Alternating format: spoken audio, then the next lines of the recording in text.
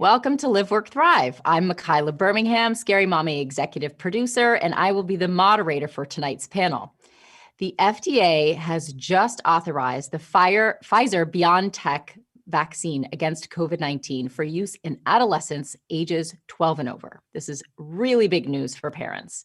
Many of you watching right now may already be vaccinated yourselves, or you might have your appointment coming up. Some of you out there may still be on the fence about all of this stuff. And if that's you, stick with us. For many of us with younger children not yet eligible, this summer will be full of questions about dealing with COVID precautions when we have the shot, but our kids do not. It's a big dilemma. So tonight we have partnered with the White House staff, the actual White House, and top independent pediatricians to answer many of the questions on parents' minds. There is a lot of information to take in. But one thing that is clear, this is our shot at getting back to all the things we have missed. We are here tonight with no judgments because it's up to you. And so with that, we are going to cover precautions when only some of your family members are vaccinated, what side effects can parents expect after children get the vaccine, navigating summer activities safely with unvaccinated children, and everything from masks to myths to movie theaters. Let's meet our panelists. Tonight, we have with us Commander Erin Sauber-Schatz, who is the lead. Hi, you have a very impressive and long title, so I'm going to try and get it right here. Lead Community Interventions and Critical Populations Task Force, CDC COVID-19 Emergency Response Team. Did I get it right? Yes, you did. Awesome. Okay. So when someone's title is that long, it's AKA badass mom. All right. So thank you. Thank you, Commander, for being with us tonight in the midst of the pandemic. We know your time is valuable, so we're so excited to hear from you on all this important information. Also with us is Dr. Kate Connor, who is Assistant Professor of Pediatrics in the Division of General Pediatrics at the St. Johns Hopkins University School of Medicine and Medical Director of the Ruth and Norman Rales Center for the Integration of Health and Education in Baltimore. Also another badass title. Thank you, Kate, Dr. Kate, for being here with us. My pleasure. And also answering your questions tonight will be Director of the Centers for Disease Control and Prevention, Dr. Rochelle Walensky, and repping for my home borough of Brooklyn, none other than Dr. Anthony Fauci, Director of the National Institute of Allergy and Infectious Diseases. We will hear from both of them in just a few minutes. So before we get started, we have a few quick reminders for the audience. We have been flooded with questions for tonight's show, so keep them coming. Our producers are compiling them in real time, and you will likely hear your question answered during the live show. If we do run out of time, we will follow up with answers to everything you're asking on our website. Also, join our mailing list so you don't miss out on any of our updates and virtual events that are coming up. Visit scarymommy.com/live-work-thrive to sign up and stay in touch. So, let's dive right into tonight's topic with a welcome from Dr. Anthony Fauci. We spoke to him earlier today, and he will be answering key audience questions throughout our broadcast tonight. Here he is. Hello, moms. Thank you for having me on Live, Work, Thrive. It is so important that parents have the facts and listen to the science as we deal with this crisis. We are turning a corner as more and more Americans are getting vaccinated. But I know that many parents out there are wondering about what this means for kids. So probably the biggest question on everyone's mind right now is when and how will my child be able to get the vaccine? So as we mentioned earlier, the Pfizer vaccine has been authorized for use in adolescents 12 and up. And I want to go now to Dr. Fauci to provide a breakdown of the phasing of the ages of kids and the vaccine eligibility schedule. Here he is. Adolescents or high school kids will likely be able to get vaccinated before the beginning of the fall term in September, likely sometime this summer. With regard to younger children, elementary school, we're doing studies now to show that it's safe and works well in these children.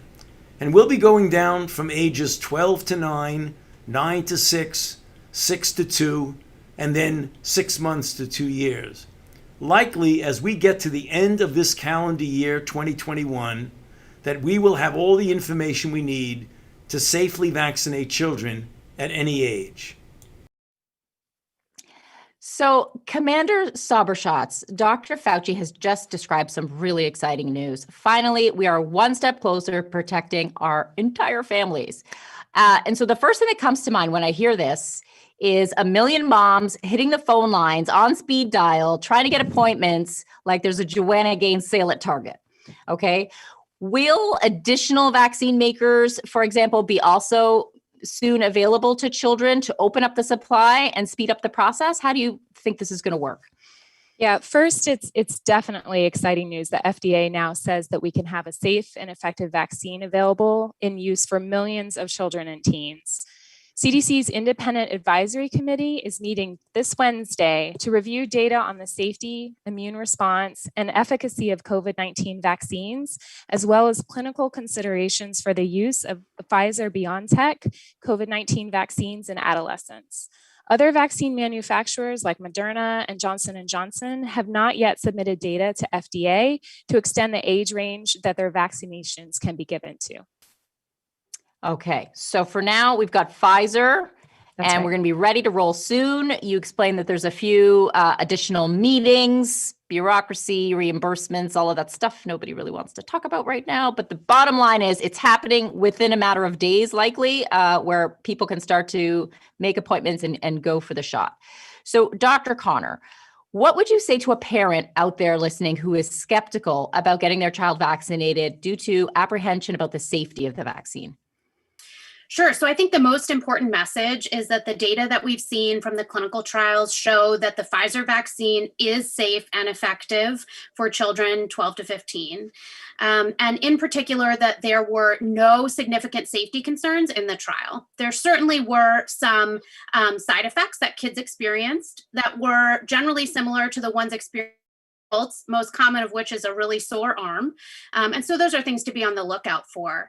I will say, though, that I think it's really important that we acknowledge that anyone who is struggling with this most recent in a year-long string of really stressful decisions is just trying to do what is best for their kid and for their family. And so I think we have to do a lot of listening to understand specifically what their concerns are and talk through those directly in sort of a two-way conversation.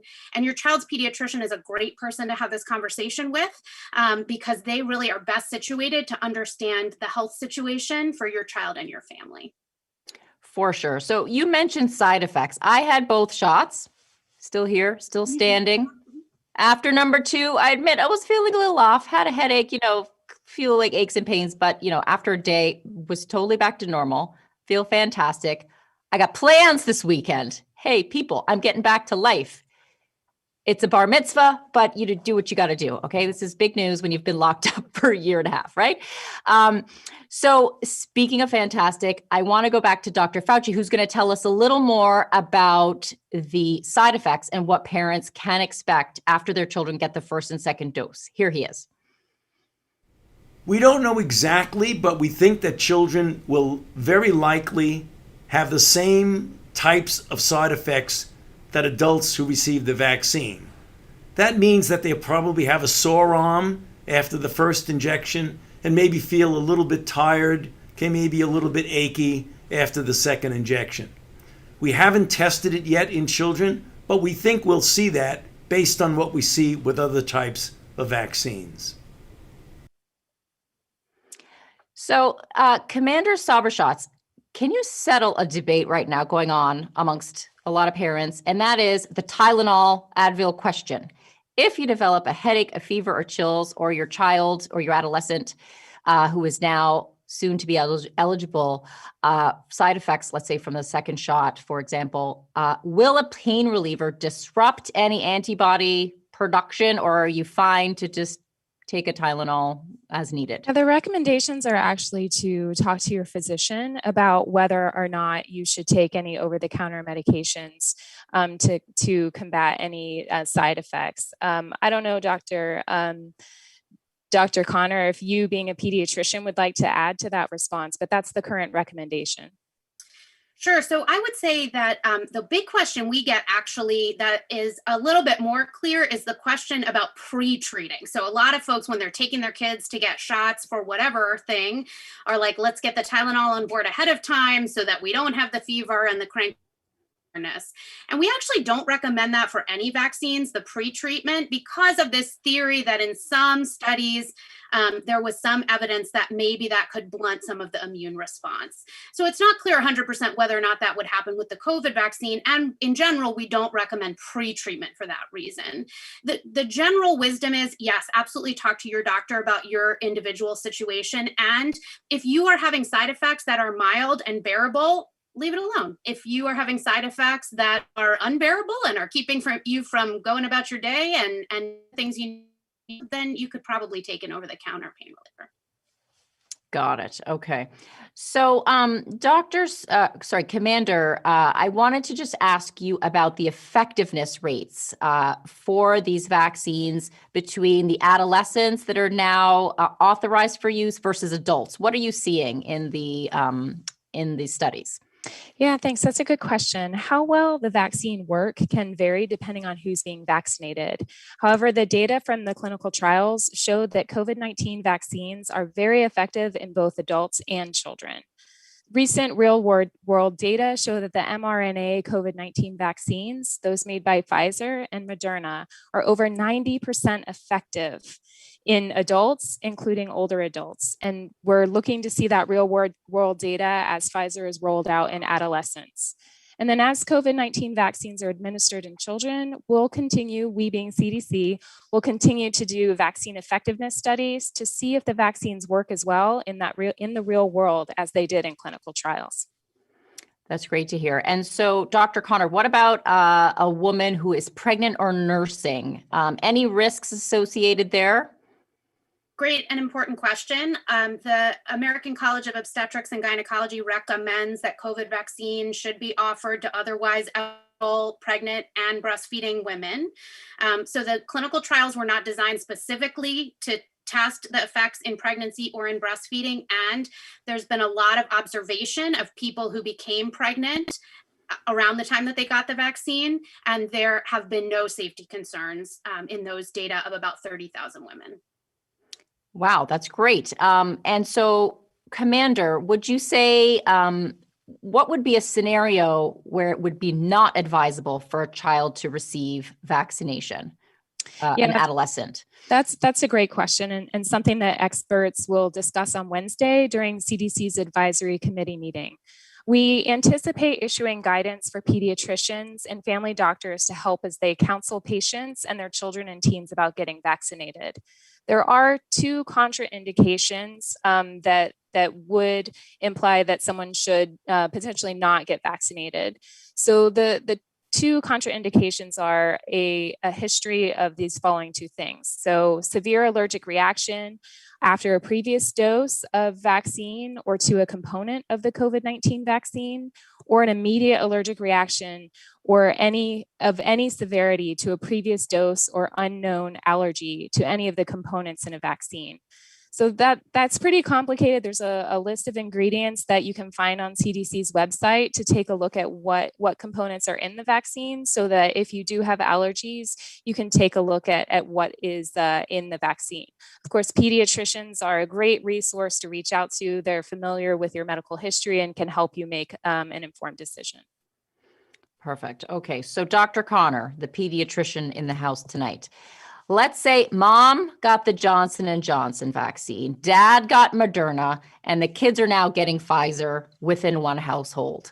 How is this household going to have, what is this? It's a good thing to have a combo, like a combo pack, mega meal, or, variants? Tell us what to expect here. Is it like just get vaccinated, or could there maybe differences between one family member to the other in terms of their ability to fight off COVID? Yeah, so the main answer is just get vaccinated and get the vaccine is available to you. If you have specific questions about whether an individual vaccine will be better for you versus another one, usually that's not going to be the case, but it certainly is worth talking to your personal doctor about that. In general, as the commander talked about earlier, there's a range of effectiveness in real world studies in these vaccines, but they are all very highly effective. So even if you have 3 different household members with 3 different vaccines, you are still considered completely vaccinated. You can follow the guidance from CDC for completely vaccinated individuals, and you should expect that you have a protection in your household. Excellent. Okay. So, Commander, here's one for you. Now, this is based on actually a mom friend that I know. She had COVID. One of her sons had COVID. They recovered fine. Should they delay getting vaccinated for a month or 2, being that they, in theory, have antibodies, or should they receive the vaccine as soon as possible, regardless? Yeah, CDC recommends getting a vaccine as soon as it's available to you. So that is our current recommendation. We know that some people have had COVID-19 and might not have even known it with asymptomatic disease. But when a vaccine is available for you, we recommend going ahead and rolling up that sleeve and getting that shot. As you said earlier, vaccination is really the largest step forward that we can make towards getting back to normal. Got it. Okay. And so speaking of getting back to normal, summer camp is coming, summertime sports is coming. Soon the school are going to be already asking us for the health forms for September. Like, it's literally the next email that is coming on your to-do list for all the moms and dads. We're hearing that the COVID vaccine cannot be given to kids right before or after other vaccines. They need to be getting on, the routine schedule, which means if you don't get the timing right, your child may have to delay going to camp or playing a sport or returning to school, depending on the requirements and the age of your child. So let's hear now from CDC Director Rochelle Walensky, who is also a mom of 3 boys, about why it is crucial to be up to date on not just the COVID vaccine, but all vaccines. Here she is. This past year during the COVID-19 pandemic, we saw a lot of children who were unable to get vaccinated. In fact, we are over 11 million vaccines behind for all of our children. It is critical not only to get your eligible children a COVID-19 vaccine, but to ensure that they are up to date on all of their vaccines to ensure that they are safe from COVID-19 as well as all other preventable diseases. And I will just note as a fun fact, Dr. Walensky's, all her 3 children have received the vaccine, and she said she felt a huge sigh of relief knowing that they were all safe and fully vaccinated. So you're hearing it right from the head honcho mom in charge. So another big question I'm hearing from our producers that many of you watching out there have is, what are the implications in a household where parents are vaccinated and children are not? I imagine many of you out there watching tonight are in this scenario. What precautions should we take as parents? And, if we're back to work, starting to, recirculate out there in the world, how does that impact our kids at home who may not yet be eligible to be vaccinated? Let's hear some advice on this scenario from Dr. Fauci. Here he is again.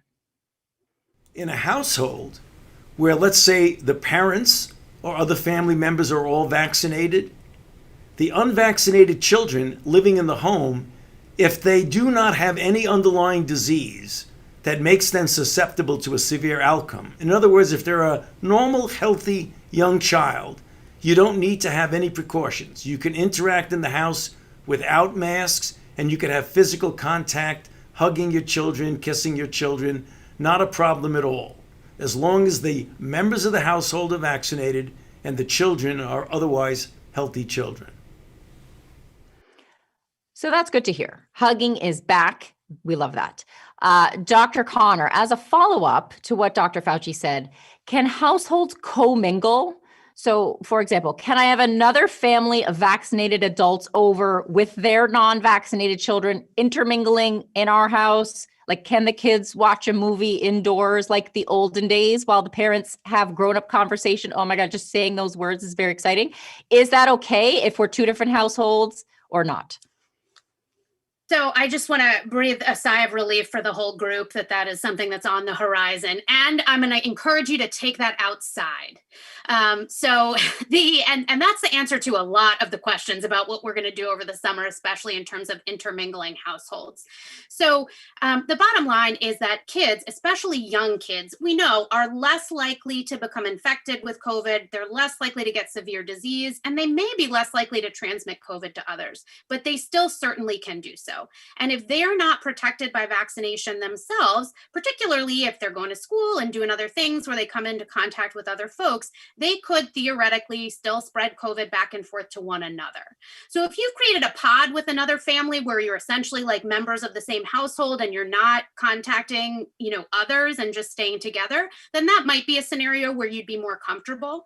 But in general, if you're mixing two households and the children are not vaccinated, the safest way to do that is to be outside, distanced, masked, especially for the kids. That's what we do in my house. So fire up the heat lamp and take it outside. Absolutely. Got it. Okay. You can get that heat lamp on Amazon right now. I got one for us because I just can't. We need to have interaction, right?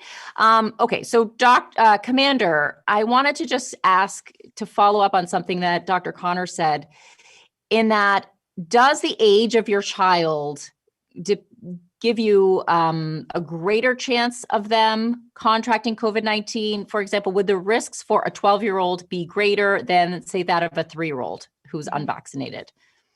Yeah, of course, CDC, we've been monitoring the data that the states submit to us and looking at those data since January of last year.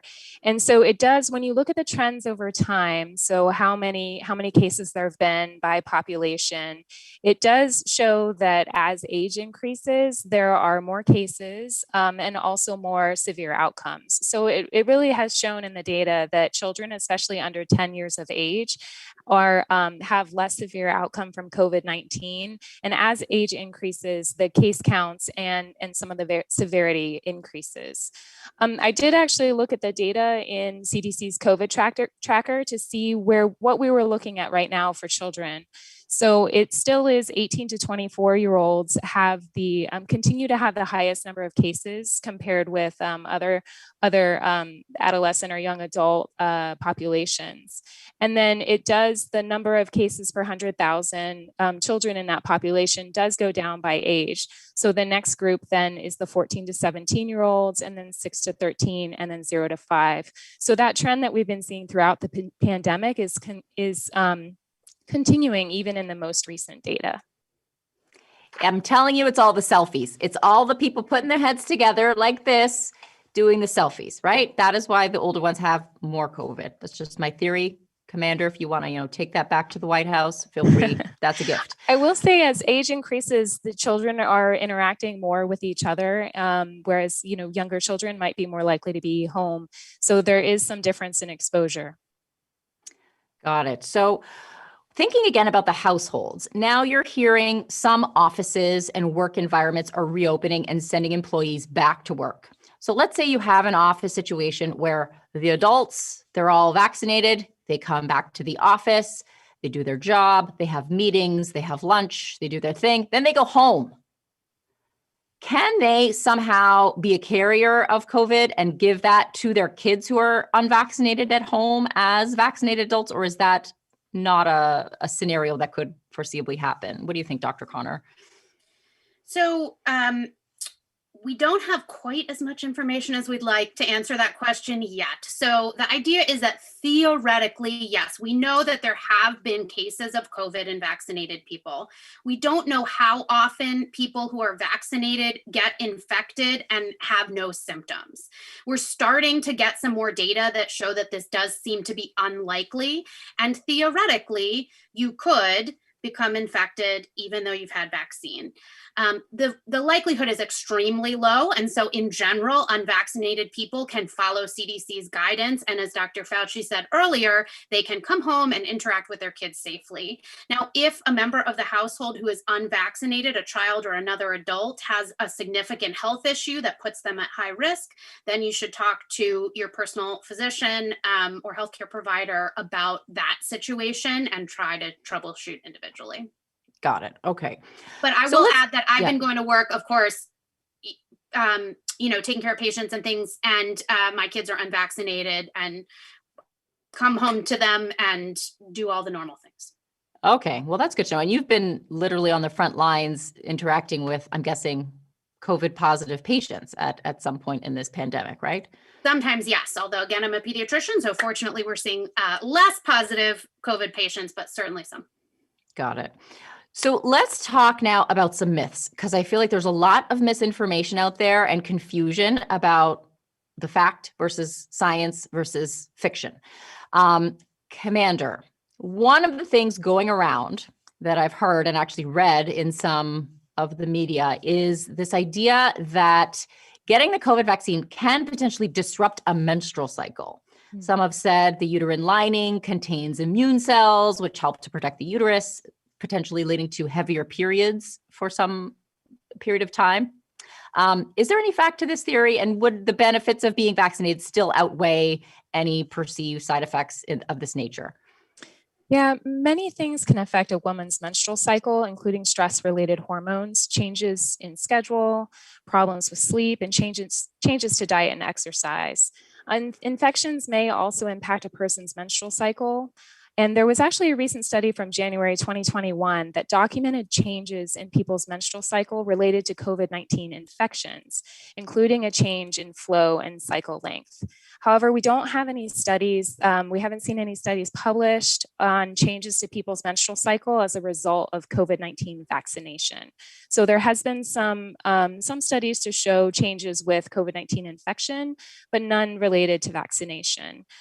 However, I would like to say that CDC's Vaccine Adverse Event Reporting System, this is a vaccine safety system co-managed by CDC and FDA, and we have received reports of menstrual cycle changes, including heavier periods, early or late onset, and painful cramps reported through this system.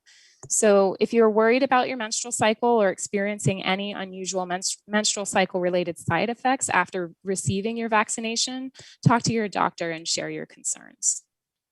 Got it.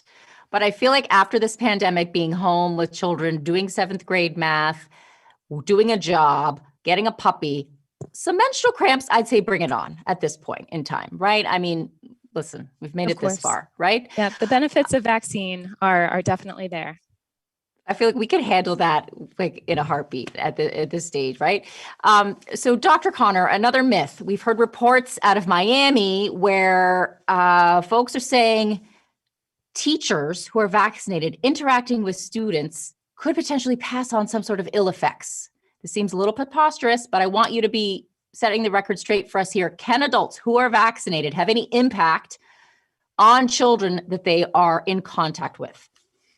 Yes, it's much safer for children to be in contact with a vaccinated adult. So to be clear, folks who are vaccinated cannot pass on ill effects to others.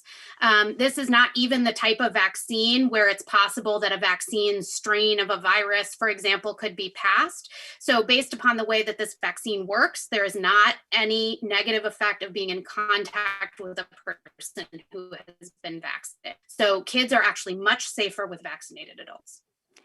So the side effect is you don't die. Great. Love that side effect. Okay. Another myth I've heard this and I can't drop it because if anyone out there is listening and they need just a little bit more fact to help them feel good about going and getting this vaccine for themselves and their family, we want to just air it all out. No judgments. The backstory about the vaccine coming from aborted fetuses. Dr. Connor, maybe you can give us a little quick biology lesson here on stem cells and how those are used, but are not actually what's being injected into people, if I'm understanding it correctly. I'll let you give us the proper explanation. That's correct. Absolutely. So stem cells were used in the development of the mRNA vaccines, and those were derived many years ago from fetal tissue. There is no longer any fetal tissue in the stem cell lines that were used to develop the vaccine, and there is no fetal tissue in the vaccine. Okay, you got that? No fetal tissue in the vaccine, everybody. This is good news. Love it. Okay, and you mentioned many years ago, and I think this is something that parents, when you're hearing warp speed, you're thinking, oh, no, take your time with this. It's going to my kid, right? Tell us about the backstory, because I was listening to a report, I think it was the New York Times, that were explaining that vaccines, like the kind of basic recipe that we're using here, was actually developed like 15 years ago. And we've just, in the last year, perfected it to be effective for COVID-19. But it's not like we started from scratch last March. Commander, would you have any thoughts on how to just clarify that for folks in terms of, this being the basis of years of work, in terms of timing? Yeah, I think as you've portrayed it is exactly right. It's been all of our work and effort in science and developing various vaccines that really allowed the science to move so quickly in this case and get vaccine created and distributed out to populations so quickly. So it really is, we're reaping the benefits of years and decades of work and science. So it's kind of like your grandmother's tomato sauce that's been like passed on from generations. Every grandmother has a little special, little basil, a little garlic. It's over time, it's perfected. It's not like you just went into the grocery store and grabbed a can off the shelf and you're like, here you go. Because that's not even going to compare, right? We're talking years of perfecting going on in the recipe. Now we've got the perfect sauce, all right? Just to break it down, because sometimes I feel like when you make things about food, it's like easier to sink in. Okay. It's making me hungry. So we are going to talk now about masks, because I literally every day it's news about the masks. Commander, tell us the latest guidance on masks for vaccinated adults. What's the deal? Sure. So masks continue to be a great way for all of us, a necessary way for all of us to help protect ourselves as well as others if we're unvaccinated. It's one of the primary prevention strategies that we've been recommending throughout the pandemic. But now that people are getting vaccinated and we're seeing the great effectiveness of the vaccine and the low risk for transmission, we have updated our guidance for when masks are needed for fully vaccinated people. And just as a reminder, fully vaccinated is Pfizer and Moderna. Second doses have been received 2 weeks post. And then the J&J vaccine is 2 weeks after your first dose. So no mask is needed when you're visiting with other fully vaccinated people. So that is a group of protected people. Everyone has been vaccinated. You don't need to wear a mask in that situation. Also, if you're visiting with unvaccinated people, including adults and children, because right now there's no one with less than 16 years of age that is vaccinated, which will start to change hopefully this week. But when you're visiting with unvaccinated people from one other household, that is also a time when you don't need to wear a mask. So there's really only that one household of unvaccinated people that are at risk.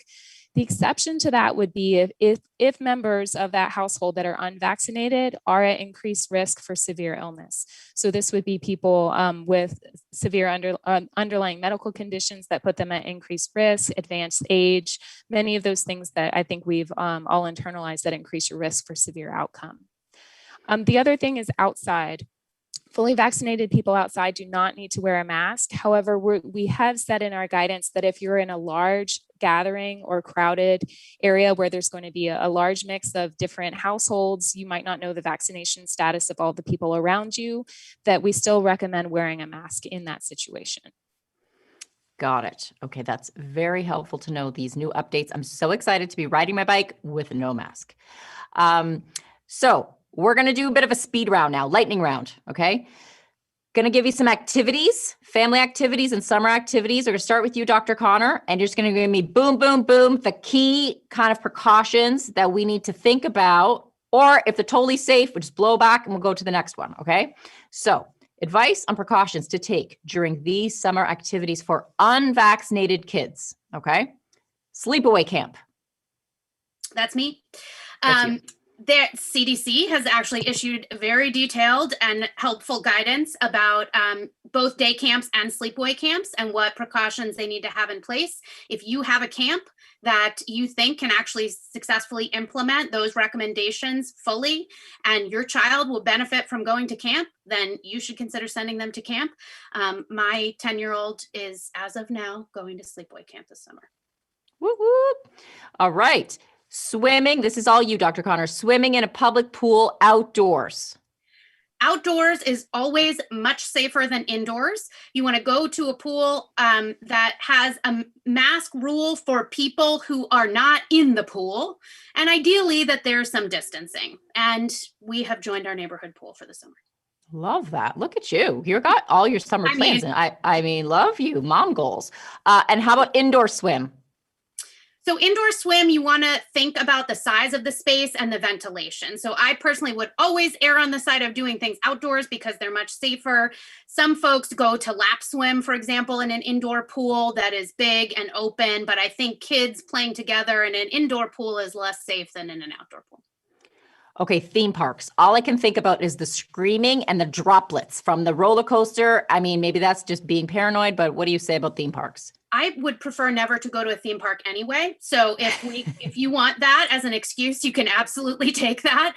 I think the question is really just how much distancing can there be? Is it outside? Can folks stay apart from one another? And when you're doing things like eating or screaming your droplets all over the place, how close are you to other people?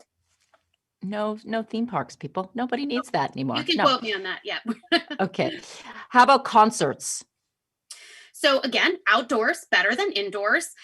We want to avoid big crowds, particularly for unvaccinated kids. But if you're going, say, to an outdoor concert where folks are spaced on their, picnic blankets, great. I think you do want to think a little bit about whether you want that spot right up close to the stage if people are going to be singing or playing brass instruments, for example. Okay. Movie theaters. So again, love the outdoor movie night. Much better than an indoor movie theater. And the factors that are going to come into play are going to be pretty similar. How big is the space? How well ventilated? How distanced can you be? You may want to not snack on your popcorn right in the middle of the theater if it's a smaller space and folks are closer together. But go to the neighborhood outdoor movie night would be my recommendation. Again, get the projector on Amazon. They're so cheap and you could do it in your backyard. Okay. Airplane travel. So airplane travel, we think, one of the bigger risks in airplane travel is actually airports. So trying to think about making sure that you are certainly wearing masks, maintaining distance as much as possible, not taking extra layovers, for example, if you can help it, can be useful. If you need to take kids on a plane, in general, the ventilation systems in planes are pretty good. Try to see if you can sit sort of flanking them.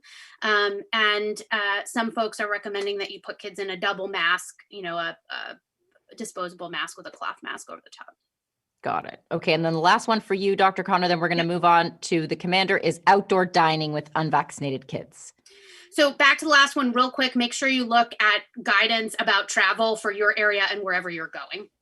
And in terms of outdoor dining, again, depends on distance. So I personally have not yet chosen to take my kids to an outdoor dining restaurant while they're unvaccinated because we can get takeout and sit outside in our backyard with our vaccinated adult friends and their unvaccinated kids who are on their separate picnic blankets. But if you're going to a place that is spaced really far apart and it's outdoors, that's an indoor restaurant. Got it. Okay. Commander, you're up for the lightning round. Are you ready?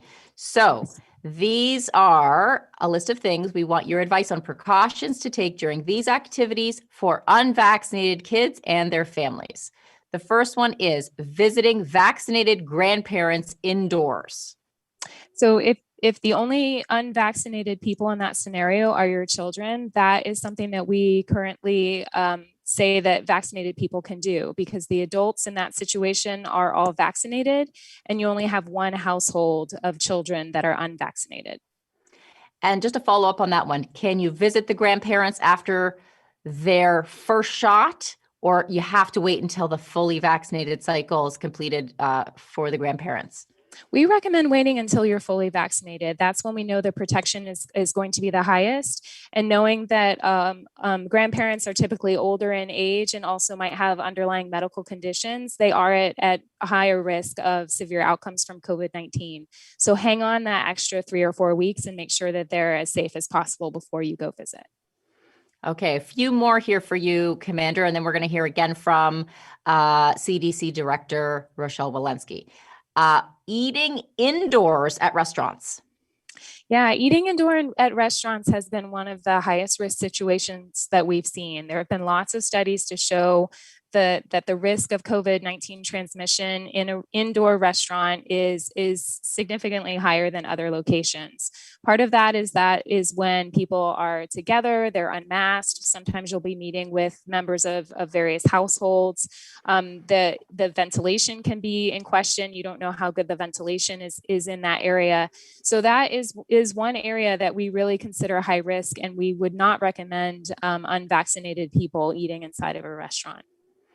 Sleepovers. I mean, please just say not allowed, because I don't like sleepovers. I would say that children are unvaccinated, and sleeping is another time that you're not wearing your mask. And also, typically, if you're having a sleepover, children are eating and doing other things that would be considered high risk. So I would not recommend sleepovers at this point in time.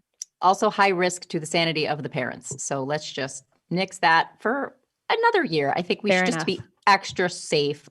An abundance of caution, no more sleepovers. Okay. Birthday parties.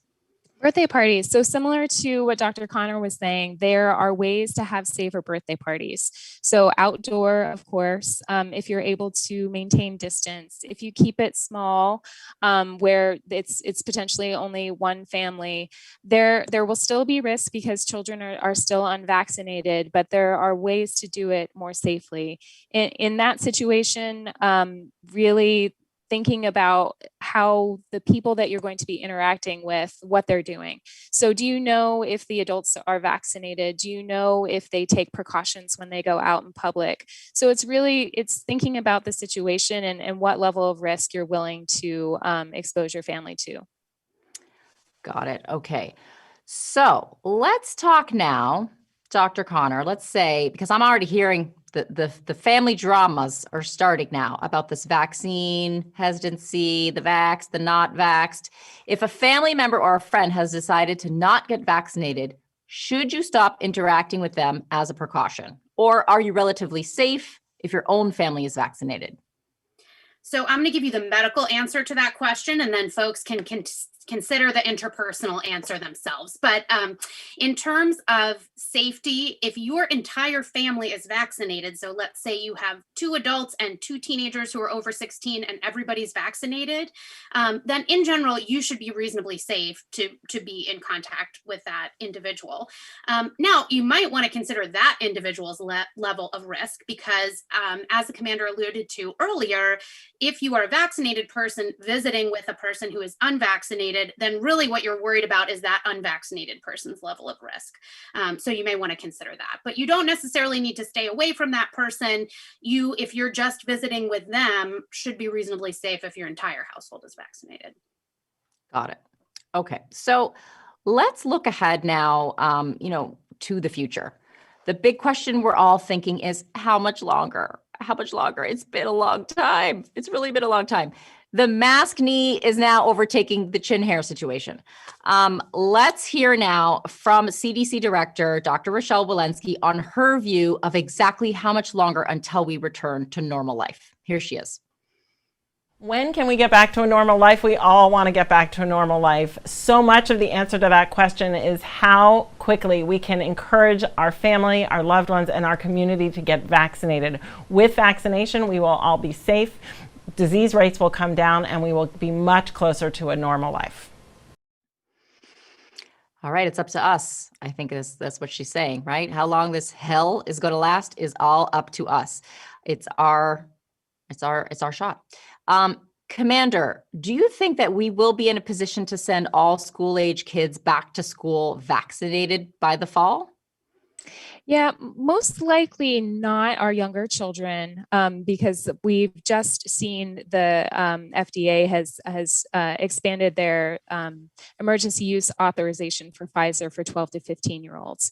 And so for middle school and high schoolers, it's possible we could get there. But for our younger children, we're still waiting to see the clinical trials for younger children. But one thing we need to think about as parents is the time that it's going to take to reach full vaccination status for our children. So the Pfizer vaccine is a 2-dose vaccine, and the 2 doses should be given at least 21 days apart. And people aren't considered fully vaccinated until 2 weeks after their second dose. And so that's a total of 35 days or 7 weeks to reach full vaccination. So for a child to be fully vaccinated by August 1st, the first vaccine would need to be administered by the end of June, so June 27th. And then that second dose would be July 18th. And then 2 weeks later would be August 1st. So I think that's something for all of us to consider, is that we're going to have to plan ahead for the school year if you want your child to go back fully vaccinated for those 12 and older. That is a good point. Plan the dates. You heard the woman, and this recording is going to be on the website later. If you missed it, you can rewind and go to your calendar and factor in when you're going to grandma's for a week, when you're going to be camping or whatnot. Put the dates in, do the math, count the days out, because that is crucial. You can do whatever you can.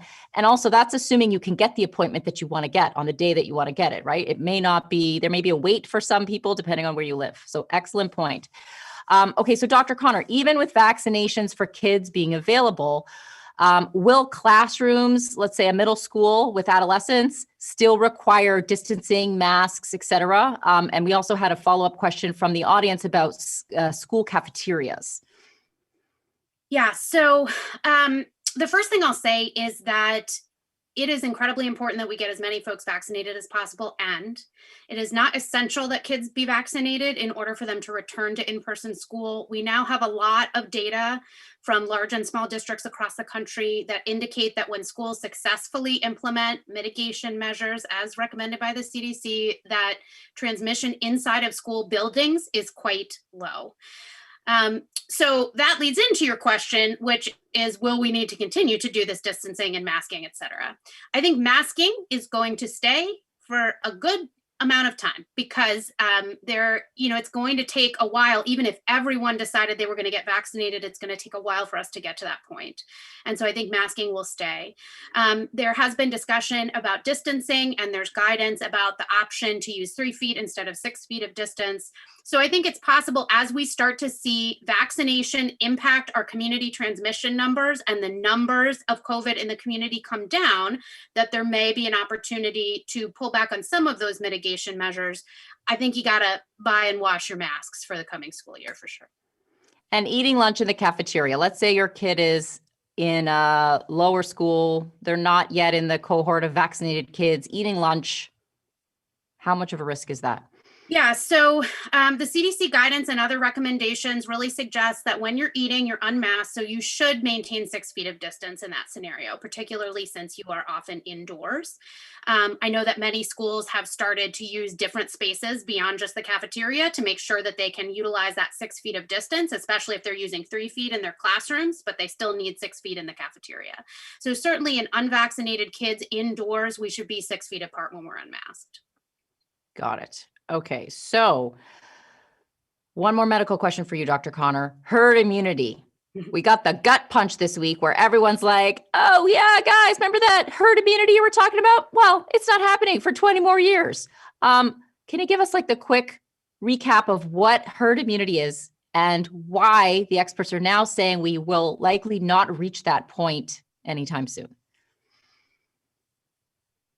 Sure. Herd immunity is a pretty complicated concept, actually, because it's based on essentially you want the point at which enough people are protected either by vaccine or by having had the infection so that circulation and transmission is low. This depends a little bit also, though, on how transmissible the virus is. And as we all know, there are a variety of variants that we're starting to see that are sometimes more transmissible than others. And so that can sort of complicate matters a bit.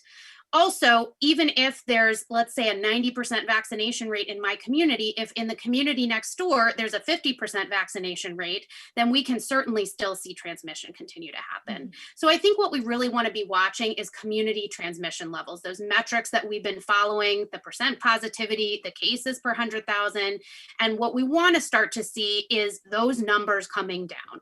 So those numbers coming down is what's going to help us decide when we can change or alter certain mitigation measures or protocols that we're following, potentially more so than, say, a specific number. Now, that doesn't mean that folks shouldn't worry about going out and getting vaccinated, because what's going to drive those numbers down is more folks being vaccinated. So again, I can't say it enough. It's up to us, right? We are the determinants of how much longer we are in this situation. Let's go now again to Dr. Walensky, director of the CDC, to tell us what every family out there can do to help us reach herd immunity faster. Here she is. Every family can work to get your own family vaccinated if you are eligible, and then to reach out to your community to help people who might otherwise not have access to a vaccine get access to a vaccine, who might not have a ride get to a ride, and to encourage other people in your community why you got vaccinated and why they should also get vaccinated. That's a great point. I mean, we can just talk to each other. Again, no judgments. This is a personal decision. But if you have vaccinated your family or yourself, it's a great thing to do is talk to others in your circle and talk to them about why you did it and, what questions they may have. And you could direct them to watch this broadcast. Commander, you're a mom. You're a commander in the United States Public Health Service. You're the first commander to be on Live.Work.Thrive, so it's very exciting. You're on the front lines of this crisis. If you could say one thing to the parents watching out there, what would it be? It would be, don't let down your guard. So we have fought through this last year. We have worn masks. We have distanced. We've washed our hands probably more times in the last year than we have in our lives. But your children are still unvaccinated. And as we said earlier, the risk to children, thank goodness, it's lower, but it's still a risk. There have been children who have gotten severely ill from COVID-19 and some have died. And so I think as we're feeling our own personal relief, if we've been vaccinated, we need to keep up our guard for our kids and make sure that we're protecting them as much as possible. That's a great point. And I'm going to go now to a few questions from the audience. We're almost to the end of our show, but we're going to hear one more time from Dr. Walensky. Commander, there's a question here from our audience. What is the risk-benefit assessment of getting younger children vaccinated? Is it necessary if the rest of the family is vaccinated? As I just said, there's still that risk of transmission. That risk will hopefully go down as more people get vaccinated, and then the case counts continue to go down in the community. I do want to just mention that there are variants out there that we're watching closely, and so far the vaccine has been effective at preventing severe illness and death from those variants. But I think any level of protection that you can layer on, along with masking, distancing, hand washing, it's just going to help protect your family even further. And also it will help you get back to normal day life much quicker. You mentioned variants, and I've heard this question just amongst, moms that I know. Is it possible that with a higher number of adults now vaccinated, that the virus could mutate to be more potentially transmissible to children? Like, would it see that as a host where they have more bodies to infect?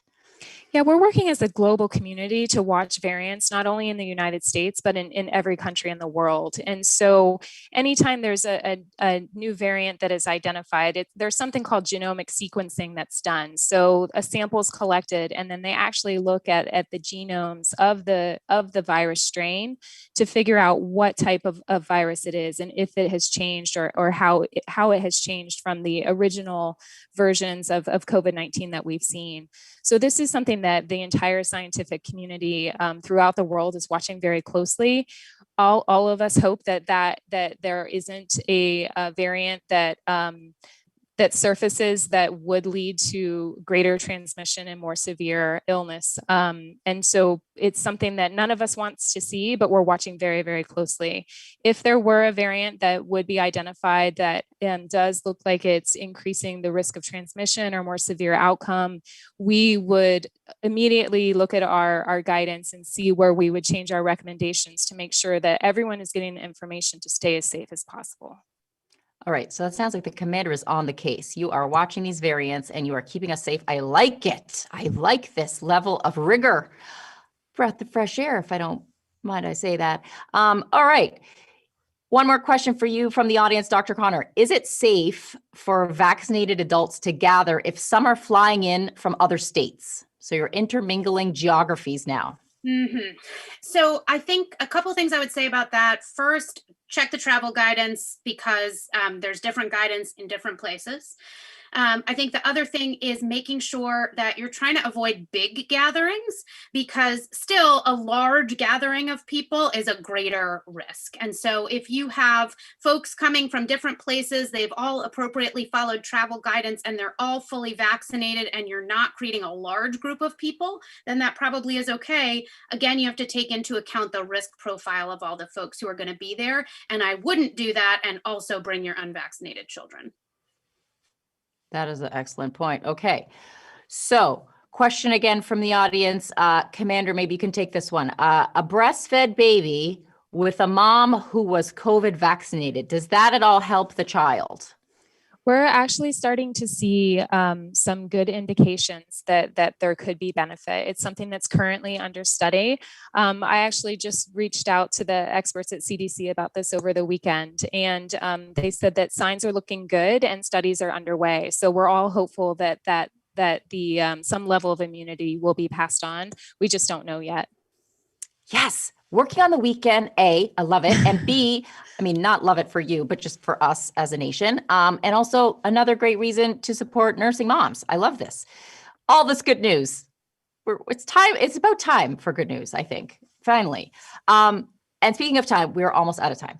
I want to let you know that our next live event will be on May 18th, and it's called The Kids Are All Right, right? It's going to look at how the pandemic has impacted kids' mental health. And I know, Dr. Connor, you've mentioned going to camp and getting kids back in classrooms and all of the, scientifically backed up research that says those in-person learning environments and socialization is so important for our kids and for their mental health. So we should do that safely where we can. And we're going to have a sit-down conversation about, how this year has affected our kids from just their feelings, their education, their cognitive development, all of that good stuff. So check out scarymommy.com, Live.Work.Thrive to sign up for that panel. So I want to thank you all for being here tonight. Dr. Kate Connor, thank you for being here, and to you and your colleagues being on the front lines throughout this crisis. Really, we would not be here with all of you. So please extend our thanks to all the other doctors and nurses that you work with on behalf of the moms here at Scary Mommy. And Commander Sauber.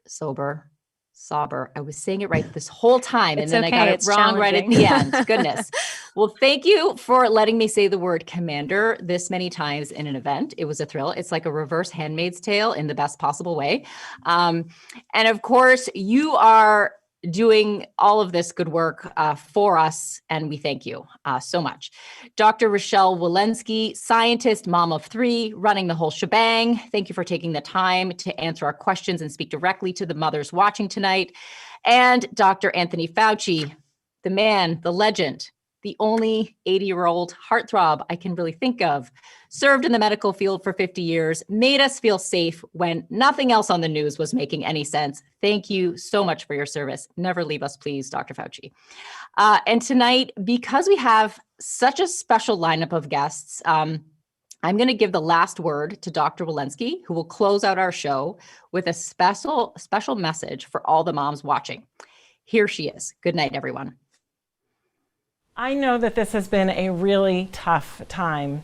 Mother to mother, I am asking you to do everything you can to vaccinate those people who are eligible in your household, yourself as well as your children.